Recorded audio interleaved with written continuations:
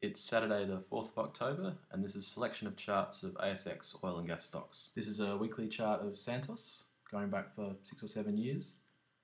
You can see ever since this oil price surge where Santos really almost doubled in not much more than about 3 months and then plummeted after when the Lehman Brothers collapsed in 2008. Since then it's been range bound between $10 as a support level as this GFC low and this 1550 level, which was created by this gap down, which was a $3 billion equity raising in 2009 for the GLNG project. So since then it's been range trading. It's not very volatile. It's not I don't think it's a stock that a lot of people follow too much.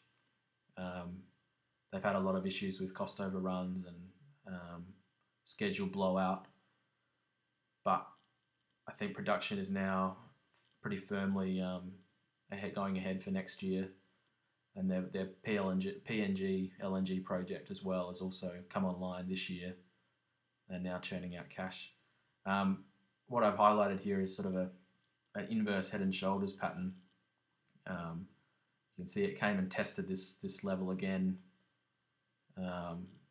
around the end of last year and didn't quite make it, and has come back to this. There's been these two mini support and resistance levels as well, one around $12, another around $13.50, that have constantly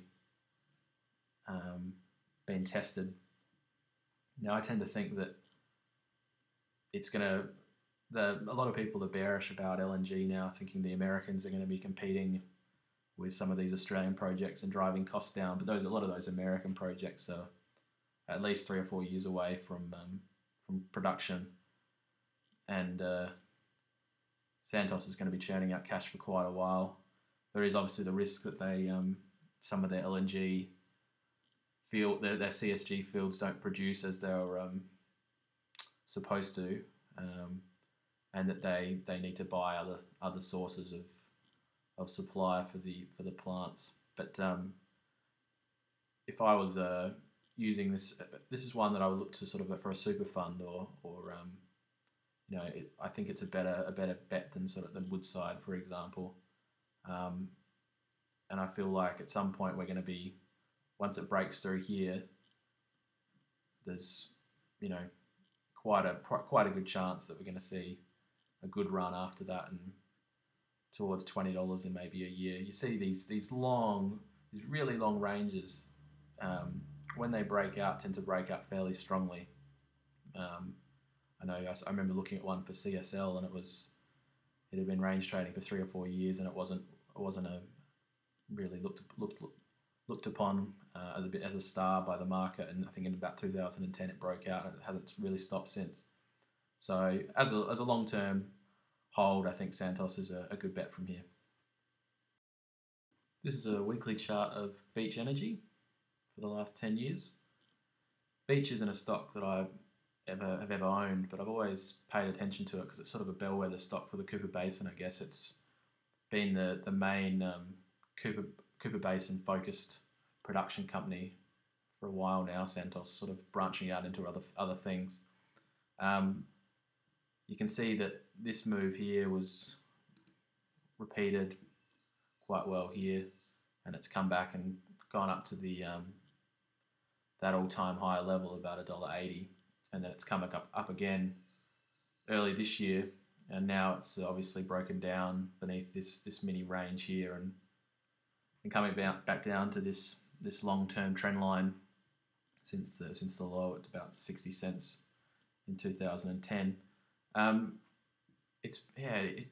It was looking quite strong earlier this year, and I think the market's got a few questions on where their growth is going to come from. They've got their unconventional prospects with Chevron, but that's a fair way off producing any sort of production.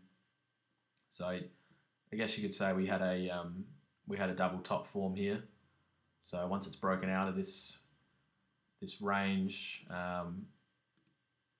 this support level of $1.60, the theory is that generally when you see a double top, that's how far it's going to fall.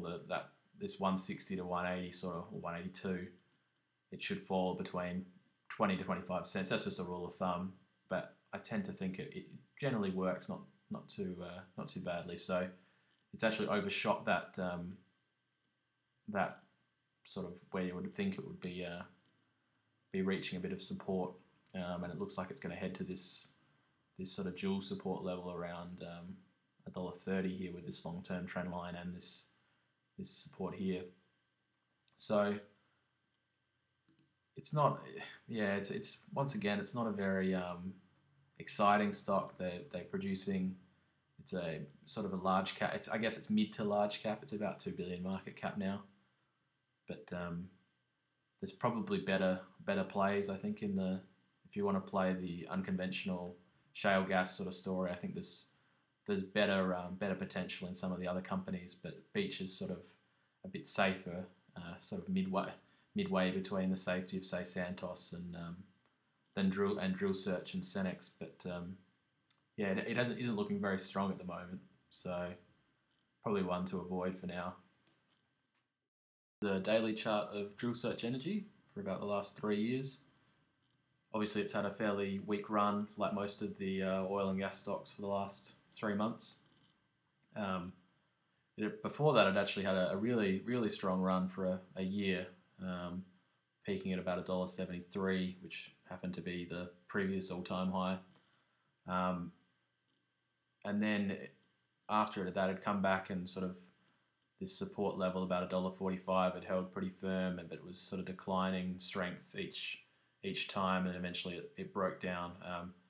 The other factor here was the takeover of Ambassador Oil that Drillsearch did, where they issued probably about 20 million new shares, I think it was, to Ambassador holders. So obviously there's probably a few looking to sell those shares. For the most part, I think a lot of that selling's done now. You can see that we really I guess you could say we had a bit of a head and shoulders pattern here. One left shoulder here, a head here, and come back and made a right shoulder here. So in general, the target should be, the height of the head is the general rule. So you're looking about this 115 to 125, 115 to 120 sort of range. 120 is also a bit of a key level, because this is when Drillsearch really hit some of their production targets last year. You can see this really strong run here that started this move. So it's coming back into that area, so there is a bit of support here. I've also highlighted this move here. Seems to be a bit of a repeating range. You can see that it's sort of one move there and another move down, and then the move we've had at the moment has reached, sort of concluded, I guess, based on this sort of rough range. We're getting toward what looks to be a bottom. Obviously, it's not really showing many signs of bottom, but it might be a week or two more where it sort of bounces around in these low 120s. But I think the fundamentals of the company are really strong. I've been buying a few times on the way down here.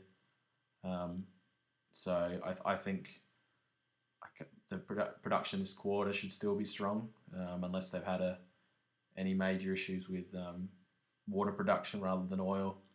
But they're still churning out a lot of cash for a company of only 600 million market cap, and they've got a lot of potential with other wells they're drilling, and they've got a large capex program. So they seem to be a future star in my book. So I think this is a really good opportunity to get in for those who aren't.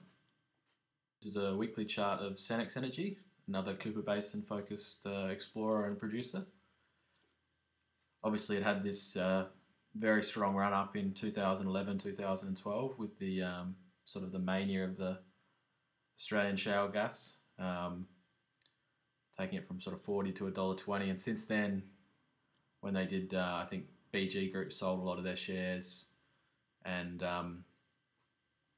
they did a big capital raising as well around here. So ever since then, we've been range bound between 60 and 80, with a couple of sort of false breaks of 80. for the last 3 years almost now. It's looking pretty weak at the moment. Some of the production forecasts they've had haven't really shot the lights out. They're not growing production, I think, as much as the market would like. That's their oil production. They're still making moves in with gas. They're not. I think the market sort of misunderstands Senex. They haven't ever really been an oil producer story. They're never going to make a lot of money out of oil production. They're constantly chasing their tail unless they find a field like Drillsearch has, where they can produce more than a few million barrels a year. They're not going to be. That's not how they're going to make their money. They've got a lot of acreage in the Cooper Basin, and they're positioned well for the next sort of leg of the Australia gas story. If sort of shale and tight gas starts to take off, and is an additional source of supply for the East Coast or LNG facilities. From a technical perspective, it's obviously broken down below 60 here, which is, it's not a very good sign at all. There's been some pretty heavy selling here, and any sort of signs of strength on a daily has been pretty quickly wiped out. This move here that we saw last year, I guess we're sort of a similar trajectory, and we're reaching close to where that should end if it repeats. But there's not a lot of the fundamentals of the company don't look as strong as they did maybe 6 to 12 months ago. Things are taking quite a lot longer with the unconventional exploration, and some of the bigger companies that might have looked to position themselves have all made their moves now, and everyone's sort of waiting, and it takes time for these things to develop. But I still think they're longer term. They're a quality company, very good management, with a lot of the ex QGC people involved. So it could be an opportunity to buy here, but it could quite easily go back and test this last year's low at about 47 cents, which was sort of was the breakout level from this from around here. So perhaps one to keep watching, and it does like to. It's a good trading stock. The 60 and 80 range. I think there's a few people just trading that for 2 or 3 years now, and it could quite easily get back up into the 60 range on a good announcement with an oil find or another deal with for some of their acreage.